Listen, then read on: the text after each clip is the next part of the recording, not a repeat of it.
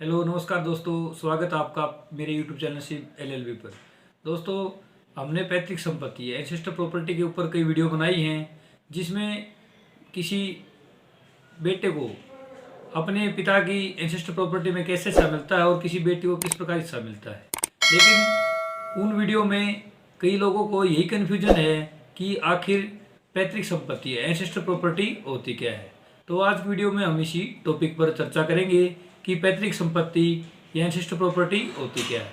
इससे पहले हम वीडियो शुरू करें, आपको बता दें, यदि आप भी लीगल टॉपिक में इंटरेस्टेड हो तो हमारे चैनल को सब्सक्राइब कर लें और बेल आइकन को जरूर प्रेस कर लें, ताकि हमारे द्वारा बनाई गई कानून के ऊपर नई नई वीडियो की जानकारी का नोटिफिकेशन सबसे पहले आप तक पहुंच सके। दोस्तों, प्रॉपर्टी जैसे हमने पहले भी बात की हुई, दो प्रकार की होती है। सेल्फ एक्वायर्ड प्रॉपर्टी वो प्रॉपर्टी होती है जो किसी व्यक्ति की स्वयं अर्जित प्रॉपर्टी या स्वयं अर्जित संपत्ति से ली जाती है। वो व्यक्ति उसको अपनी पैसों से खरीद भी सकता है या उसको गिफ्ट या विल के रूप में मिल सकती है। सेल्फ एक्वायर्ड प्रॉपर्टी को वो व्यक्ति जिस प्रकार चाहे डिस्पोज कर सकता है, वो चाहे किसी व्यक्ति के नाम करा सकता है, उस प्रॉपर्टी को बेच सकता है या उस प्रॉपर्टी पर कोई बाहर लोन आदि ले सकता है। इसके बारे में उसको ऐसा करने से कोई रोक नहीं सकता। उसके अलावा इस बारे में जो व्यक्ति प्रश्न पूछते हैं कि उनके पिताजी ने कोई प्रॉपर्टी जो उनकी सेल्फ एक्वायर्ड प्रॉपर्टी थी वो किसी अपने एक बच्चे को नाम करा दी और दूसरे बच्चों को नहीं दी, तो उसको बता दे कि कोई प्रॉपर्टी यदि किसी व्यक्ति की सेल्फ एक्वायर्ड प्रॉपर्टी है तो उसके बारे में वो जिसको चाहे उसके नाम विल कर सकता है, वो उसकी मर्जी से, और दूसरे व्यक्ति उसमें कुछ नहीं कर सकते। जो एंसेस्टर पैतृक संपत्ति होती है वो संपत्ति होती है जो उसको अपने पूर्वजों से मिलती है, विरासत के रूप में जो प्रॉपर्टी अपने पूर्वजों से मिलती है उसको पैतृक संपत्ति बोलते हैं, उसको पुश्तैनी संपत्ति भी बोलते हैं। वो प्रॉपर्टी जो किसी व्यक्ति को अपनी 3 पुरुष पीढ़ियों से वसीयत के रूप में मिलती है उसको पैतृक संपत्ति बोलते हैं। उदाहरण के लिए, जो प्रॉपर्टी किसी लड़के को अपने पापा, दादा और परदादा से विरासतन प्राप्त होती है उसके लिए वो एंसेस्टर प्रॉपर्टी होती है।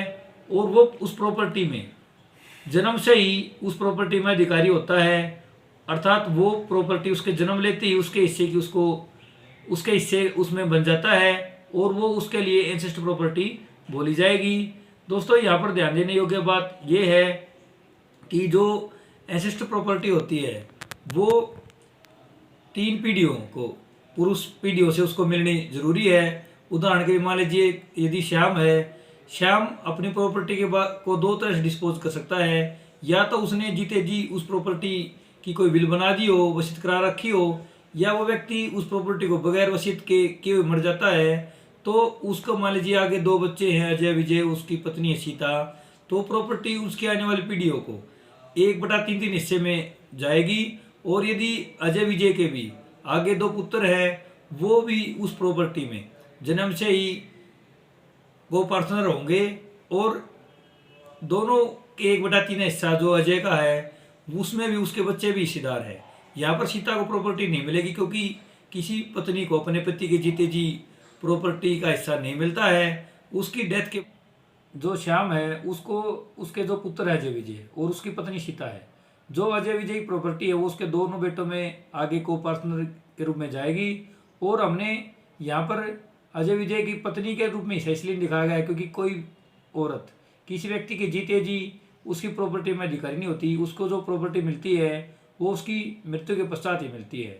और जो अजय विजय की माँ सीता है उसको जो उसके पति का 1/3 हिस्सा मिलेगा वो उसकी सेल्फ एक्वायर्ड प्रॉपर्टी की तरह ट्रीट होगी और वो जिसको चाहे आगे उसके नाम कर सकती है या उसको बेच भी सकती है। इसके बाद ही वो उस प्रॉपर्टी में हिस्सेदार होती है।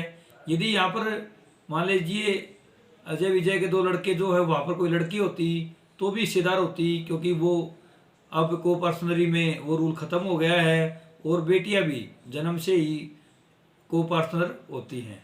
तो दोस्तों, इसी प्रकार जो को पर्सनल प्रॉपर्टी होती है उसका भी जो संयुक्त परिवार होते हैं उसमें को पर्सनल प्रॉपर्टी होती है। और 4 पीढ़ियों से, जो पुरुष पीढ़ियों से मिलने वाली प्रॉपर्टी में सभी व्यक्ति को पार्टनर होते हैं। लेकिन अब ऐसा नहीं है, क्योंकि पहले बेटियां किसी प्रॉपर्टी में को पर्सनल नहीं होती थी, लेकिन अब इसको हिंदू सक्सेशन में अमेंड करने के बाद खत्म कर दिया गया है। और अब बेटियां भी वैसे ही को पार्टनर हैं जिस प्रकार प्रॉपर्टी में बेटे को पार्टनर थे। और हो सकता है आने वाले समय में को पार्टनर प्रॉपर्टी का कंसेप्ट भी बदल जाए। तो दोस्तों आज की वीडियो में हमने बात की कि एंसेस्टर या पैतृक संपत्ति होती क्या है और किसी व्यक्ति को कब कहा जा सकता है कि वो उस पैतृक संपत्ति में हिस्सेदार है। आशा करते हैं आज आपको हमारी वीडियो पसंद आई होगी।